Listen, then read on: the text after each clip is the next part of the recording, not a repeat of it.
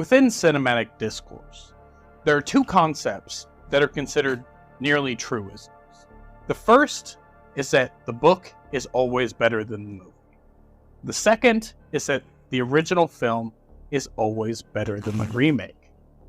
But today, we're discussing a cinematic anomaly, a film that not only captures the spirit of the original novel and pays tribute to the original film, but in many ways surpasses both. That film is, of course, John Carpenter's 1982 masterpiece, The Thing. A film that stands as a flickering beacon, beckoning us to reevaluate our entrenched beliefs and embrace the possibility that sometimes a remake can carve its own path to greatness.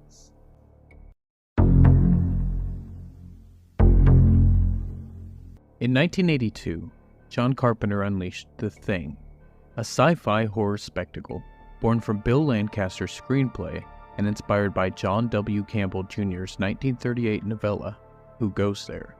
Carpenter's vision, brimming with paranoia, isolation, and the grotesque, not only captures the essence of Campbell's narrative, but elevates it to unparalleled heights. The bleak Antarctic setting becomes a chilling backdrop for a narrative that delves into the very core of human fear. The film functions as a captivating exploration of the fragility and inherent isolation of human identity. In this frozen realm, the boundaries between self and other blur, exploring not only the limits of trust, but also the very essence of identity in the face of relentless uncertainty. What defines us as human?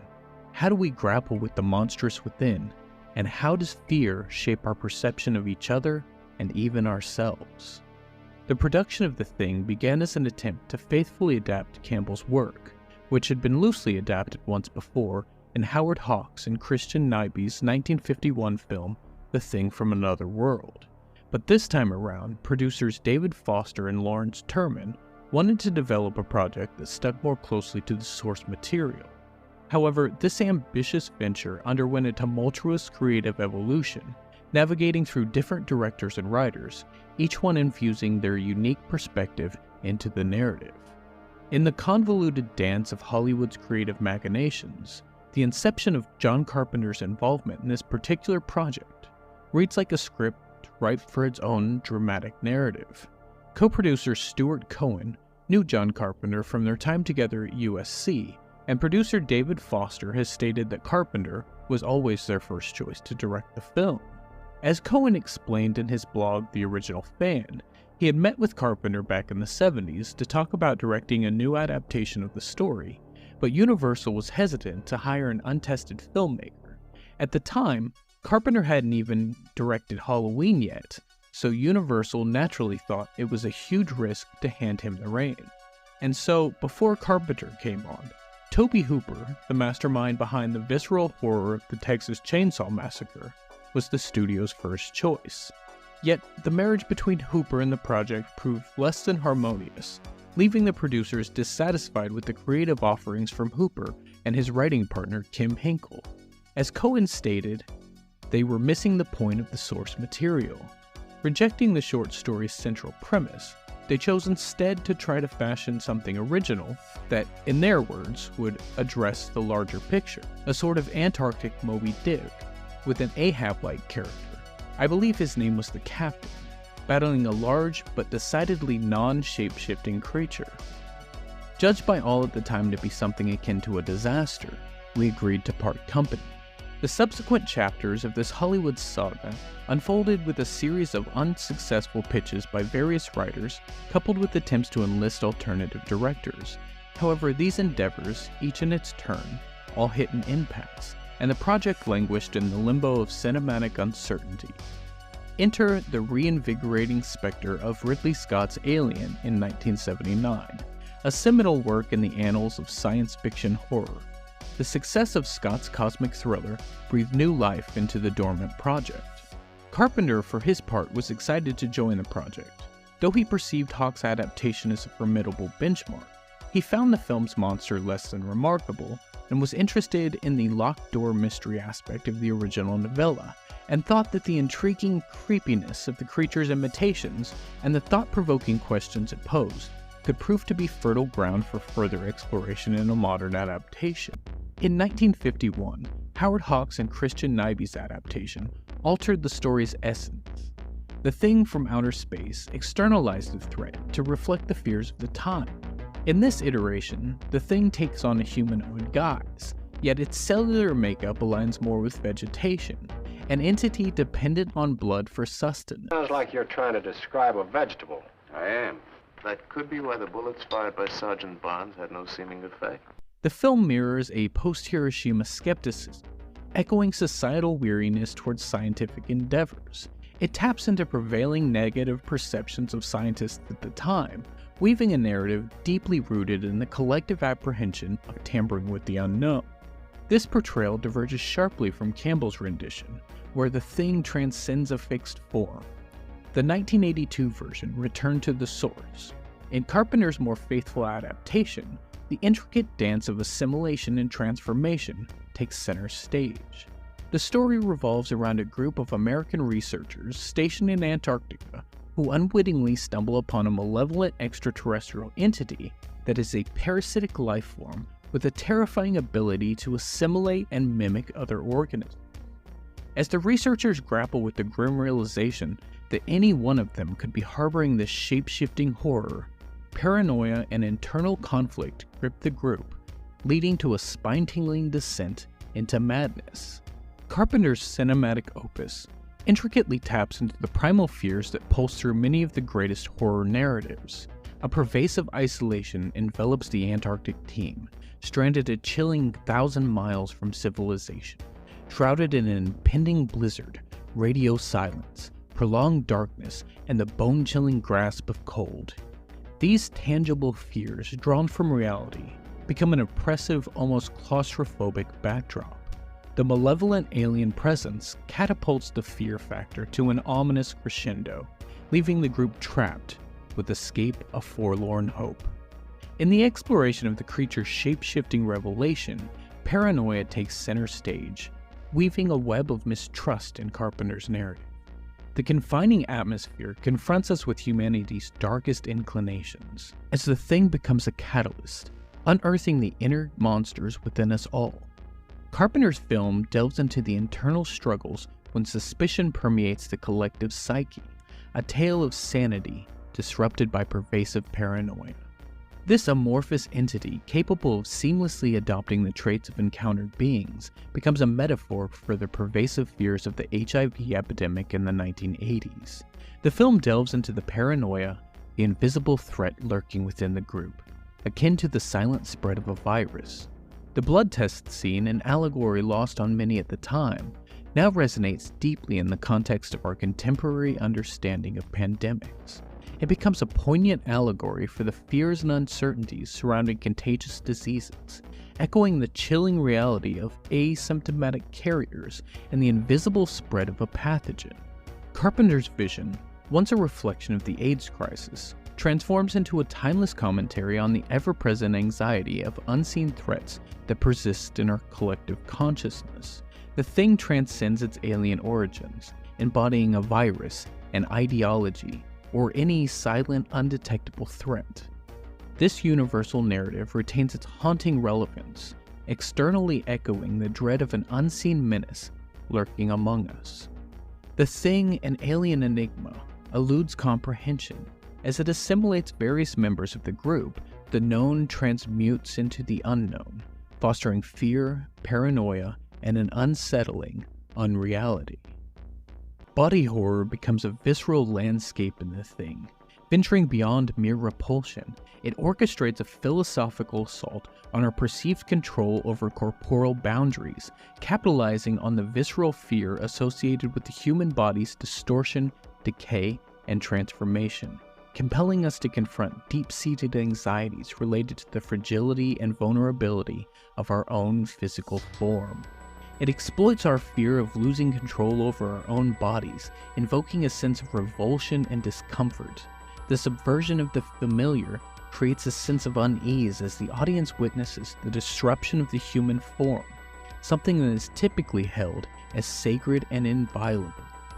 When it comes to pulling off cinematic deception, there are a myriad of different techniques that can be deployed to craft the illusion of on-screen locales, be it through strategic camera angles and matte paintings, the artistry of miniatures, or the contemporary wizardry of CGI and green screens. Yet within John Carpenter's The Thing, while the icy expanse of Antarctica may not have felt the tread of its actors' feet, the external shots were in fact shot on a genuine glacier. In the pursuit of an authentic Antarctic aesthetic, the filmmaking ensemble embarked on a quest for locales that could seamlessly masquerade as an Antarctic ice camp. That exploration led them to British Columbia. Looking for somewhere to build the set for the Antarctic ice camp, they opted for Stuart, British Columbia, because it was purportedly one of the highest snowfalls areas, accessible easily. The set was built 6 months prior to shooting amidst the summer's embrace. Finessing the construction required a strategic approach, aligning the set's architecture from a specific vantage to cloak the encroaching presence of trees in the backdrop.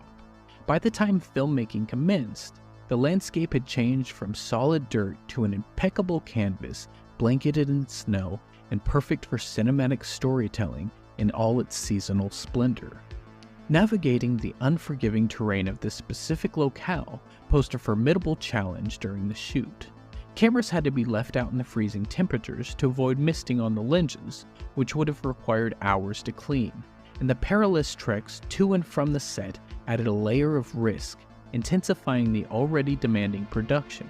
Yet above all, it was the bone-chilling reality of just existing in genuinely freezing conditions that made it such a difficult shoot. Although when filming external shots, the cast and crew were on an actual glacier in British Columbia, the interior shots were filmed at Universal Studios in California.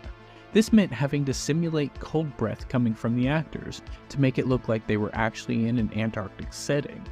Eventually it was found that the best way to do this was simply to refrigerate the entire set. They found that as long as the humidity was up, they were able to find the perfect balance and not make it too cold. Though seemingly everyone got sick at one time or another during shooting due to the misters and going back and forth between heat and cold. At a certain point, the actors found it was so much work to take off and then put back on all of their winter gear that it was easier just to leave it on. Unfortunately, when the movie was being shot, it just so happened to be one of California's hottest summers, with temperatures reaching as high as 105 degrees Fahrenheit, which proved slightly problematic when the actors broke for lunch. We got so tired of changing to go to lunch that we would just go to lunch in our complete wool outfits in this brutal heat. Thankfully, the commissary was air-conditioned, so they didn't have to suffer for too long, though I'm sure it was a confusing sight for people to see this group of men walking around at 102-degree weather in parkas. Then again, it is Hollywood. The Thing also boasts some mesmerizing matte paintings by the legendary Albert Whitlock. Throughout his career, Whitlock often played the savior, summoned to rescue a shot gone awry with his artistic prowess. In the haunting sequence in which the wreckage of a UFO is unearthed, Whitlock's genius unfolds. His painted masterpieces breathe life into the discovery, each stroke capturing the essence of the unearthly find. The second unit was supposed to shoot the inserts of the characters, but bad weather made it impossible, so Whitlock had to take care of that too. The inserts were reshot on the Universal back lot by having the actors walk on a white sheet which looked like snow under the right condition. Other inserts were accomplished by shooting the actors against a blue screen. The piece de resistance, the big reveal shot, unfolds as a breathtaking spectacle. Whitlock, true to form, employed his signature trick, sunlight. As the characters bear witness to the extraordinary sight, the sun emerges, casting shadows that dance subtly in the background, breathing life into the entire image, an awe-inspiring cinematic canvas painted masterfully by the brushstrokes of Albert Whitlock. The matte painting was actually painted flat, and the sunlight was added to a transparent cell laid on top of the painting. The sunlight element was shot with several moving mats to achieve the proper sense of depth. You see, what we're talking about here is an organism that imitates other life forms, and it imitates them perfectly. This, for instance. That's not dog. It's imitation. In the visual tapestry of The Thing, the maestro behind the intricate symphony of special effects was none other than Rob Bottin, Carpenter's artistic collaborator on the 1980 film The Fog. Bottin envisioned The Thing not as a static entity, but a shape-shifting enigma. Carpenter, initially weary of the weirdness, enlisted Mike Ploog to translate Bottin's avant-garde concepts into sketches. The notion that assimilated individuals remained oblivious to their transformation became a thematic linchpin, fueling intense rehearsals where actors pondered the existential quandaries of being the Thing. A substantial chunk of the $15 million budget was allocated to Rob Bottin's extraordinary creature effects, a concoction of chemicals, food products, rubber, and mechanical components, birthing an alien capable of shape-shifting into a myriad of forms. Bottin later admitted he had no idea how his designs would be implemented practically, but Carpenter hadn't rejected them. What I didn't want to end up with in this movie was a guy in a suit. See, I grew up as a kid watching science fiction and monster movies, and it was always a guy in a suit. Bottin, leading a formidable 35-person crew, wrestled with the challenge of channeling his artistic vision amidst the chaos. The Thing's metamorphic forms, as Bottin envisioned, drew inspiration from a cosmic odyssey, featuring stomachs morphing into gaping maws and spider legs sprouting from heads, a celestial ballet of grotesque beauty. Bottin later confessed to overburdening himself. He spent a year and 5 weeks living on the Universal lot, sleeping on sets and in locker rooms. The pressure cooker of creativity eventually led to the 21-year-old effects wizard being hospitalized due to exhaustion, double pneumonia, and a bleeding ulcer attributed to stress, a testament to his relentless, and some would say reckless, dedication. As Bottin's situation spiraled, he enlisted the expertise of special effects maestro Stan Winston. This collaboration not only alleviated at least a little bit of the overwhelming workload, but also resulted in Winston's iconic contribution to the film, the dog thing. Although there are numerous iconic special effects used in The Thing, one scene in particular tends to stand out the most. The scene is the one in which Norris's stomach opens before biting off Dr. Cooper's arms. Not only was this very surprising, but it looked really impressive, even by today's standards. So, just how did they manage to make it look like Cooper had bloody stumps where his arms once were? Well, that's easy. He did. Sort of. In order to achieve the brutal sequence, they brought in an actual amputee who had lost both of his arms prior in an industrial accident. The actor wore a mask to make him look like Cooper, and prosthetic arms filled with wax bones, rubber veins, and jello. The arms were then placed into the practical stomach mouth, which was equipped with a hydraulic press. The mechanical jaws clamped down on them, at which point the actor simply pulled away, severing the false arms. That's a really good shot in the movie. You know, I mean, that one was really tough to do and very inventive, you know, very tough to do. I would even be scared to do that again. During the infamous chest opening scene, the creature detaches its head in quite a gruesome fashion to escape the fire. When its neck stretches, the skin snaps and exposes this green, gooey veins underneath. To achieve the exposed green anatomy, Rob Bottin made a concoction which consisted primarily of melted plastic and bubblegum, among other things. The whole time it's giving off fumes like paint thinner and lacquer thinner and all this kind of stuff. Unfortunately, for the sake of continuity, as the creature is being set on fire at this point, during the close-up shot, John Carpenter wanted to show fire under the lens. For this, they had to set up a fire bar under the camera, which works the same way as a gas fireplace. As soon as the cameras were rolling, they had a lighter ready to ignite the flames under the camera. All the while, the room was filling up with these explosive fumes. Carpenter yelled action, the lighter was ignited, and the whole room went up in fire. Thankfully, no one was hurt. However, Botine's attention was then drawn to the Norris replica. And I go, oh my God, it's on fire, right? It's on fire. And then John says, don't just stand there, put it out, you idiot. Botine was able to put the fire out on the replica in time to save the prop, but it took a whole day to reset everything to go again. Another impressive feat accomplished by the effects team was the gigantic Blair Thing puppet at the end of the film, which required 50 people to operate. There were also stop-motion sequences filmed for the Blair Thing scene. However, Carpenter didn't think the stop-motion quite worked as intended, and only a few seconds made it into the actual film. Botine and his team crafted groundbreaking physical effects, propelling the thing into cult classic status. Over 40 years after it was made, the gruesome practical effects are more impressive than anything we've seen since. In fact, the animatronic effects alone are enough to cement the thing as a milestone in film history. But what really separates Carpenter's film from every other gorefest out there is what it says about the human psyche. The film's narrative compels us to confront the fragility of our perceived individuality, suggesting that our identities are malleable and subject to transformation, much like the eerie metamorphosis witnessed in the movie.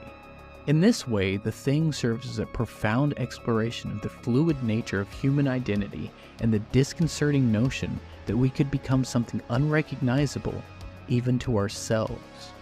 Todd Ramsey, an editor who worked on the film, believed that the bleak ending wouldn't test well with audiences, so he suggested that Carpenter film a happier one.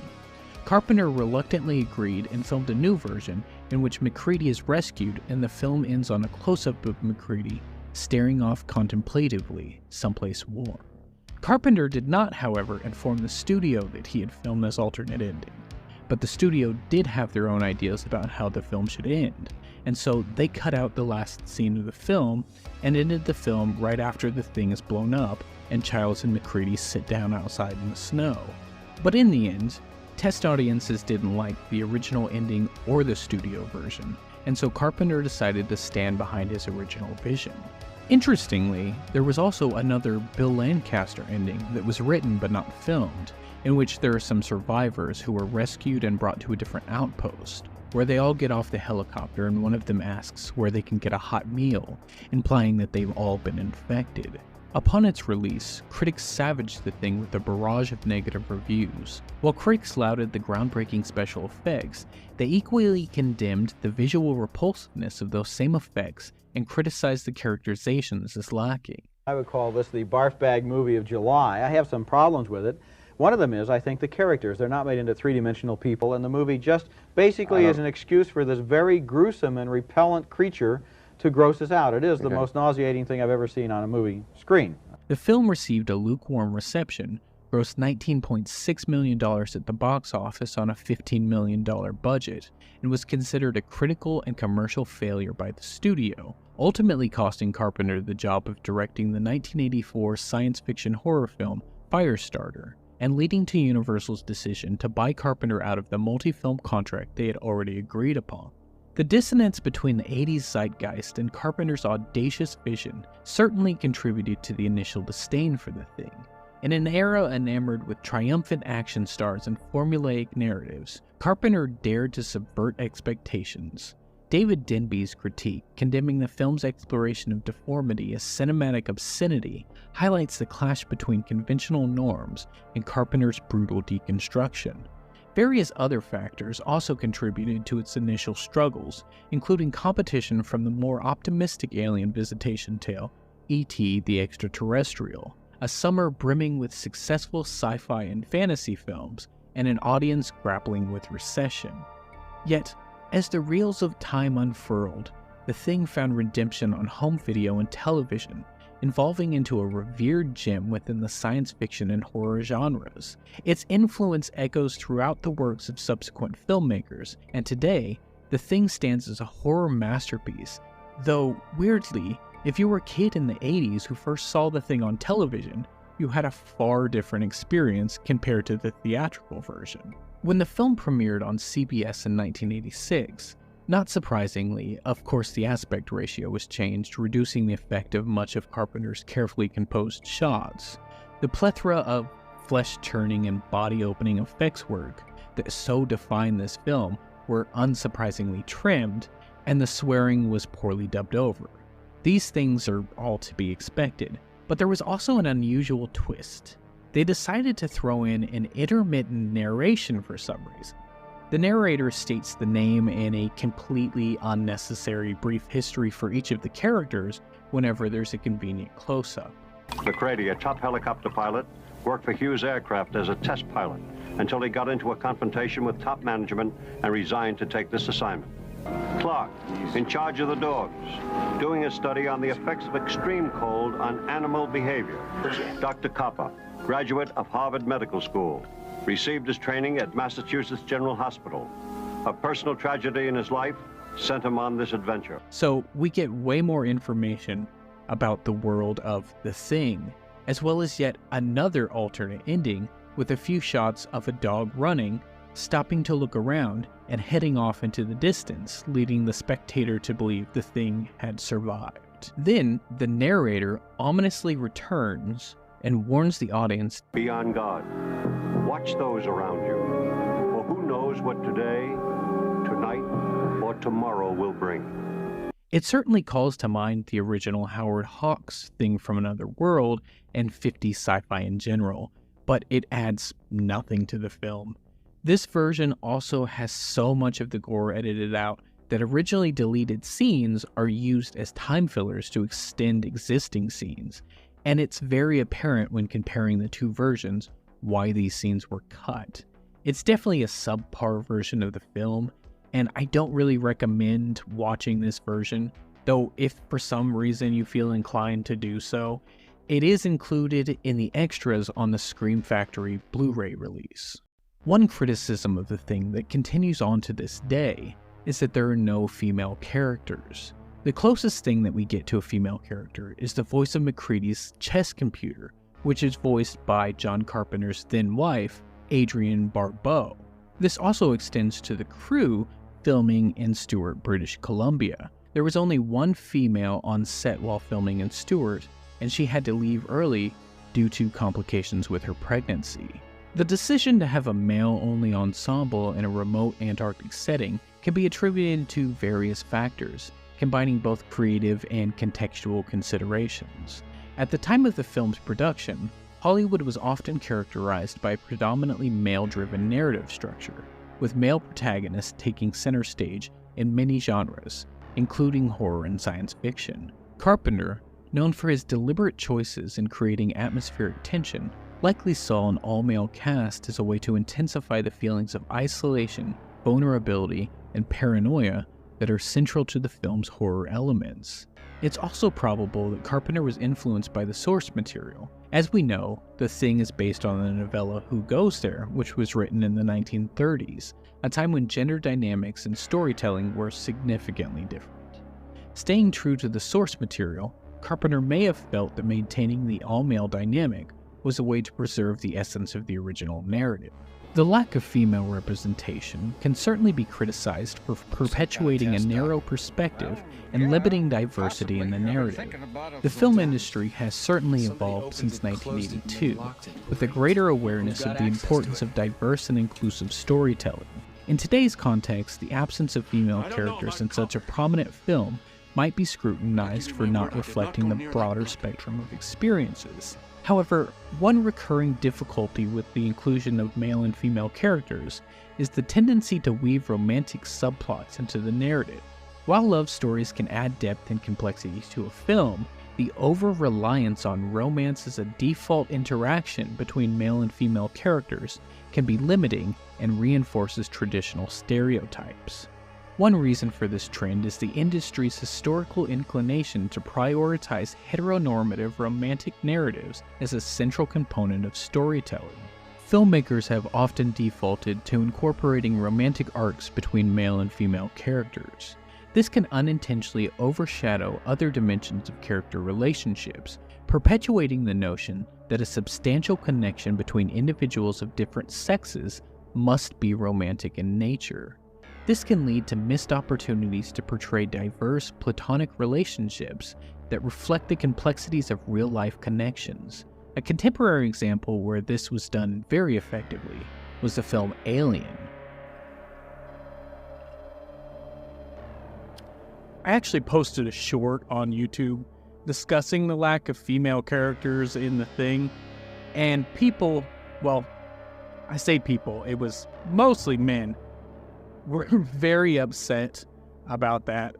But honestly, I don't believe that the lack of women detracts from the story. While the inclusion of female characters would certainly add more inclusivity, I think it was just a creative decision by the filmmakers that, while debatable, contributed to the film's unique atmosphere. And I really don't think that the filmmakers were intentionally engaging in gender politics. I really do think it was somewhat intentional, though, and mostly I think that that was to avoid comparisons with the film Alien. But I don't think there was any ill intent in that. But, man, people need to get off the internet. In the end, the film beckons us to confront the fragility of human connections. As the characters grapple with the elusive nature of truth and the consequences of paranoia, we are reminded that in the face of uncertainty, the essence of our humanity lies in our ability to navigate the shadows of doubt and forge connections that transcend the chilling winds of mistrust. Ultimately, The Thing serves as a chilling reflection on the vulnerability of our shared reality, urging us to question not only the external threats, but the internal fissures that threaten the very fabric of our collective existence. The closing scene of the 1982 film The Thing serves as a haunting exploration of existential themes, delving into the intricate tapestry of human emotions and the relentless pursuit of connection amidst the desolation of our existence. In this chilling denouement, we witness the surviving characters, McCready and Childs, isolated in the unforgiving Antarctic landscape. The howling winds echo the desolation that surrounds them, emphasizing the isolation not only from society, but from the very essence of humanity. As they sit amidst the wreckage of their attempts to eradicate the alien threat, a palpable loneliness pervades the scene. The film's conclusion reflects our inherent yearning for connection. Even in the face of overwhelming darkness and the constant threat of annihilation, McCready and Childs, aware of the futility of their struggles and the precariousness of their survival, still seek a shared moment of warmth in the cold abyss. This mirrors the human condition, our relentless pursuit of meaning and connection, despite the awareness of life's inherent transience and the elusive nature of purpose. Simultaneously, the characters embody the struggle for independence and the fear of losing oneself in the process. In the face of a shape-shifting alien that assimilates its victims, the paranoia and distrust among the survivors underscore the terror of becoming someone, something, unrecognizable. This mirrors our own existential fears, where the pursuit of independence is tempered by the anxiety of losing our identity in the vast unknown. As the credits roll, the unresolved tension lingers, leaving the audience to grapple with the profound questions raised by the film's conclusion. Questions that resonate with the complexities of our own human experience.